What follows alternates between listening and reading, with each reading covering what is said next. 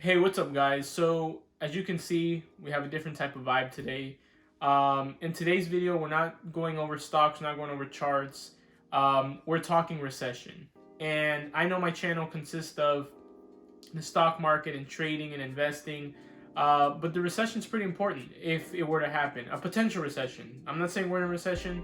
I'm talking about a potential recession. So it's important to go over that.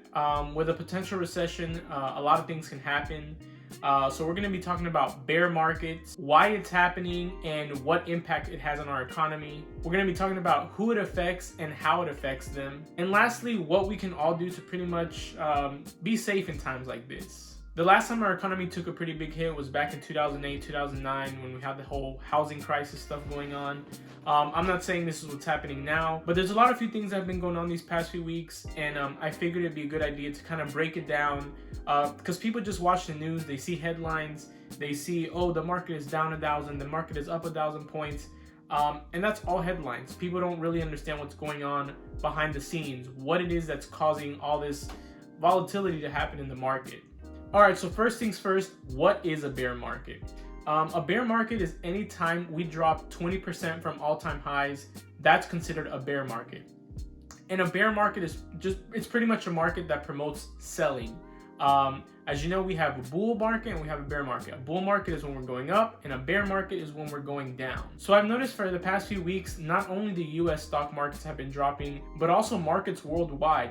The Australian market, the Chinese market, the European market. But for this video, let's focus on the US market and what's affecting it at the moment. So first, the big elephant in the room, and I can't say the name because for some reason YouTube flags videos that say the word. A lot of small and big businesses are also taking a hit, with people not working, people not making money. They're not spending as much either. For one, people are having to stay at home, and some people can't go to work, they can't make money. We're already seeing a bunch of layoffs going on in just different industries, and it's going to get worse from here, unfortunately. Not only that, but for the past 2 weeks, we've seen the Federal Reserve pretty much cut rates by a lot. Just to give a quick rundown on why these rates are important, the lower rates there are, the cheaper it is for people to borrow money. So when it's cheaper to borrow money, people tend to spend more. And you guys have to keep in mind, 70% of our economy pretty much consists of us spending money. And if we're not spending money, the economy isn't flowing, nothing's really going on. So when the Federal Reserve cuts rates, they do this to promote spending. But even though they did this, the stock market still took a huge hit. And the reason for that is because the people see that the Federal Reserve is kind of panicking here. They're trying to figure out what to do, how to slow down all this drop, all this selling that's going on in our market. It's pretty much like putting a small band-aid on a bullet wound. It's not going to help much, you know? So we have this illness, we have the Feds cutting rates, we have oil war going on at the moment. There's so much stuff going on right now, and it's all compounding. It's like a big snowball just rolling down, and it's getting bigger and bigger and bigger by the day. So on top of all these other things compounding, you also have to keep in mind, people want to be liquid. They want to be on cash. In times like this where there's a lot of fear, people prefer to have cash on hand than to have their money in stocks, in things like Bitcoin, gold. Guys, the past week, Bitcoin, gold, stocks, everything dropped. And this is because people are liquidating. They're basically taking their money out, they're pulling their money out, and they're sitting on cash. So we have the markets, right? The market's going up. We have the illness, it drops. Then we have the Fed cutting rates, it drops more. And then people are panicking at this point, so it just keeps on dropping. And people are also liquidating their positions, taking out cash. All of this is just causing a huge decline in our markets. It's not one thing, it's a combination of several things. And keep in mind, if people don't go to work, they get laid off. If people get laid off, they can't pay their bills, they can't pay their mortgages. If you're not working, you're not gonna go out to eat as much. You're definitely not gonna go to the mall and buy a watch and shoes and wallet, whatever you guys buy. When you're without a job, your main concern is saving money and paying the bills. And when a lot of people are left without a job, that's when all these companies are gonna start taking a hit. You're going to see sales declining. More people are going to get laid off.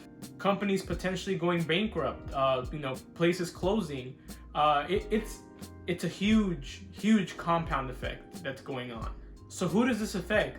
This affects everyone. Us, people, the consumers, big businesses, small businesses. If you have a brick and mortar business, that's taking a big hit right now. With people not being able to go out and you have to stay at home. People aren't going to stores, they're not going to restaurants, they're not doing anything. And with people at home, how are you going to sell them food? How are you going to sell them access to your gym? How are you going to give them their morning Starbucks coffee that they drink every day? And the list just keeps going and going and going. So in case a recession does happen, what are things that we can do to pretty much, stay safe? First, you want to pay off any debt you have if you can. Reduce your debt, pay off debt as much as possible. I would definitely hold off on, any big expenses that you have coming up, holding off on those. Staying in cash is also a good thing. And what I mean by that is, don't put your money into markets right now. Don't put your money into purchasing real estate at this current time right now. You want to have cash available because you don't know what's going to happen. Now, if you're a long-term investor, then like I've said before, this doesn't matter. If you're a long-term investor, this drop that's going on, it doesn't mean anything. You're holding for the long term. But for everyone else, if you don't know stocks, if you don't know what's going on in the market, right now is not the best time to get into it. Right now is the best time to learn what's going on, but don't try and get into something and end up catching a falling knife, because that's pretty much what this is. It's a falling knife. It's just dropping, and no one knows where the bottom is going to be. The other thing you can do to stay safe in times like this is subscribe to my channel. Yeah. And at the end of the day, the best thing to do is to pretty much just be patient with everything that's going on. Everything, the markets are going to come back up eventually. Everything's going to recover, but it's all going to take some time. So like I said, the best thing you can do is, have some cash on hand, save money. If you can save for like 3 to 6 months of expenses, that's perfect. That would be great. If you can, guys, support small businesses as well. The government is willing to help out all these big corporations, but small businesses are going to take a big hit. I'm all for helping each other out, and one of the best ways to do that is, to support small businesses in your area. And I'm going to end this video with my predictions on what I think is going to happen with this market. As of right now, March 17th, I think we still have more downside to go. I don't think this is the bottom. I think we have a lot more to go down. And at some point, I do think we're going to have a rebound. We're probably going to consolidate for a few months. And when election time comes, that's going to kind of show us what's going to happen next. Again, we're not currently in a recession. Recession is when we have 2 consecutive quarters where our GDP is dropping. This quarter that's coming up is probably going to be one of them due to all the decline in sales and everything that's been going on. But a lot of people do message me and ask me what I think is going to happen. Should I buy now? Should I sell now? And my answer is I don't think this is the bottom. I think we still have a lot more to go. Me personally, there's a lot of stocks that I actually have on my watch list that I want to keep up with. Companies like AT&T and Verizon, you're not going to be cutting those anytime soon. We all need our cell phones in time like this to get in contact with friends, family, communicate with people around the world. Companies like Zoom, Slack, with people working from home, you can expect these video conferencing companies to start, do well, get a lot of subscriptions, a lot of people signing up for their business. I'm also looking at GRUMHUB and Blue Apron. Blue Apron, a lot of people don't really pay attention to that one.